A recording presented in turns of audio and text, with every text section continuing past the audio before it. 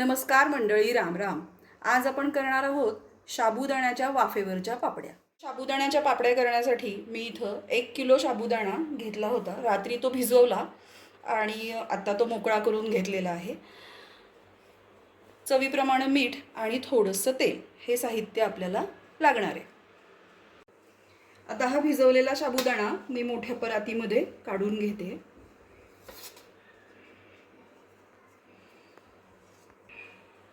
आणि व्यवस्थित मोकळा करून घेते. आता या साबुदाण्यामध्ये आपण घालणार आहोत 2 चमचे मीठ आणि सगळं व्यवस्थित मिक्स करून घ्यायचा.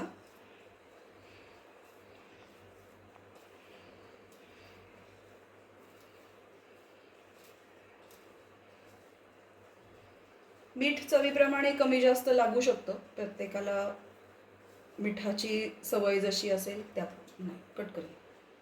मीठ आपण सगळं व्यवस्थित साबुदाण्यासोबत एकत्र करून घेऊया.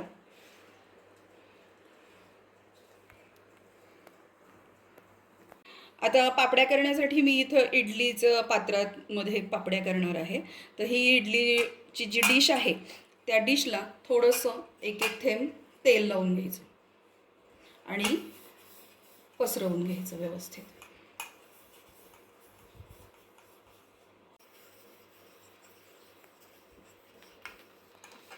अशाच प्रकारे मी सगळ्या ताटल्यांना तेल लावून, इडली पात्राच्या ताटल्यांना मी तेल लावून घेतलेलं आहे. आपल्या साबुदाण्यामध्ये मीठ मिक्स करून झालेलं आहे. आता आपण साबुदाणा इडली पात्रामध्ये स्प्रेड करून घेऊया. आता परातीतला साबुदाणा मी असा हातात घेणार आणि असा इडली पात्रामध्ये सिंगल लेयर त्याचा करून पसरवणार. एक्स्ट्रा असेल तो थोडंसं काढून घ्यायचा.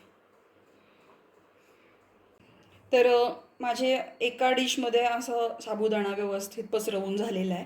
आता मी सगळ्या डिशमध्ये साबुदाणा पसरवून घेणार आहे. तर आता सगळ्या ताटल्यांमध्ये आपला साबुदाणा व्यवस्थित पसरवून झालेला आहे. आता आपल्याला त्याला 10 मिनिट वाफवायचे. तर आता इडली पात्रामध्ये मी खाली पाणी घातलेलं आहे आणि या ताटल्या मी इडली पात्रामध्ये ठेवणार आहे.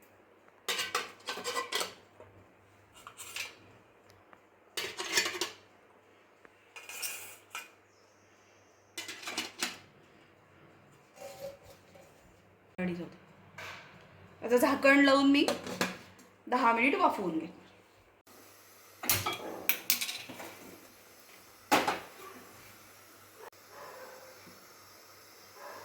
आणि त्याचप्रमाणे मी दुसऱ्या इडलीच्या कुकरमधल्या ताटल्यांमध्येही साबुदाणा व्यवस्थित पसरवून घेतला आहे आणि हाही कुकर मी 10 मिनिट वाफवणार आहे.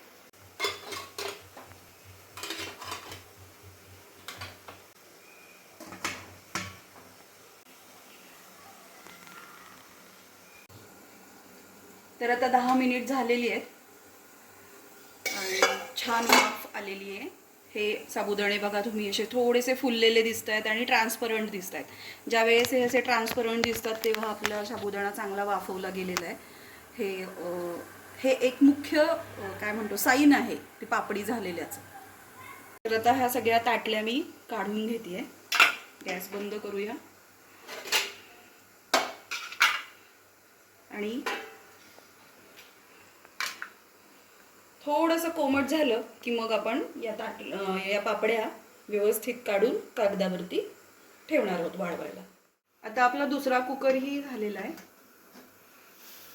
याच्यातल्याही पापड्या छान ट्रान्सपरंट झालेला आहे साबुदाणा आणि साबुदाणा मोठा थोडासा फुललेला आहे. गॅस आपण बंद करूया आणि या ताटल्या कोमट व्हायसाठी खाली काढून घेऊया.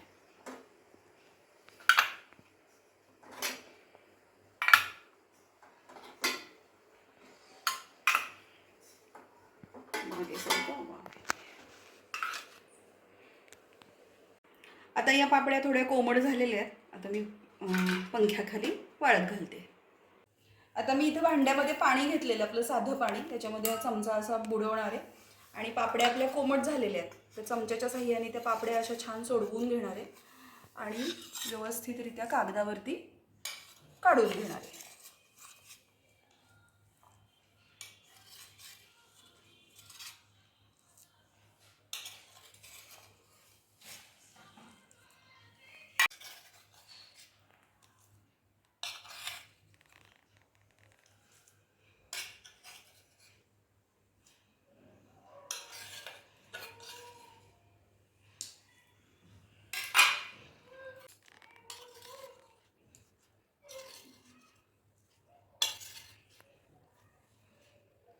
एका कुकरमधल्या पापड्या मी काढून घेतलेल्या आहेत. आता दुसऱ्या इडली पात्रातल्या पापड्या मी काढून घेणार आहे. आता आधीच्या प्रमाणेच चमचा पाण्यामध्ये मी बुडवलाय आणि चमच्याच्या सहाय्याने पापड्या व्यवस्थित काढून घे.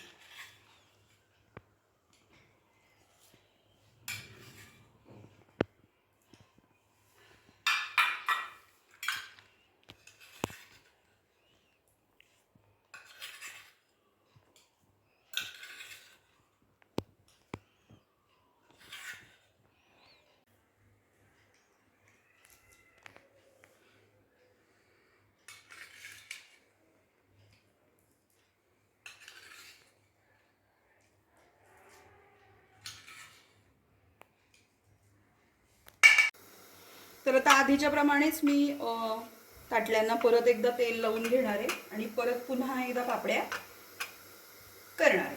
आणि अशाच प्रकारे मी सगळ्या पापड्या करून घेणार. पाणी छान उकळलंय. आता एक एक करून पापड्या मी वाफवायला ठेवते.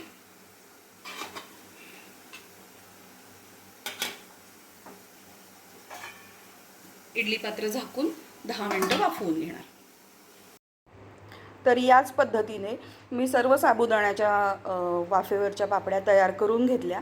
एक दिवस मी त्या घरातच सुकवल्या आणि नंतर 2 दिवस कडक उन्हामध्ये छान वाळवून घेतल्या. तर मंडळी, आपल्या वाफेवरच्या साबुदाण्याच्या पापड्या तयार आहेत.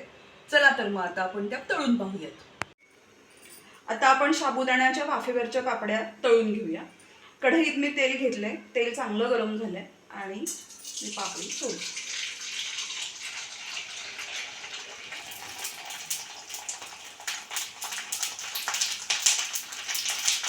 पापडी तळताना चांगली मध्ये अशी दाबून करायची म्हणजे ती व्यवस्थित तळली जाते.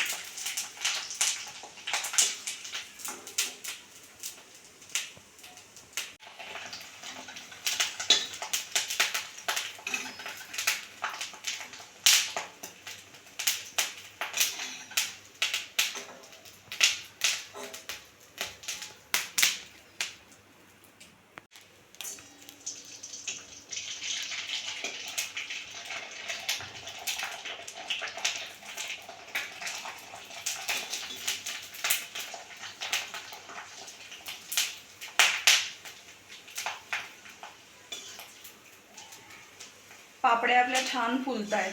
खूपच सुंदर झाल्या.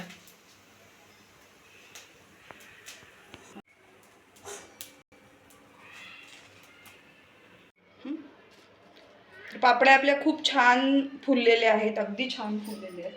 तुम्ही बघू शकता. जवळजवळ दुपटीपेक्षाही जास्त आपल्या पापड्या ह्या फुललेल्या आहेत आणि खुसखुशीत सुद्धा खूप झालेल्या आहेत. तुम्ही बघू शकता.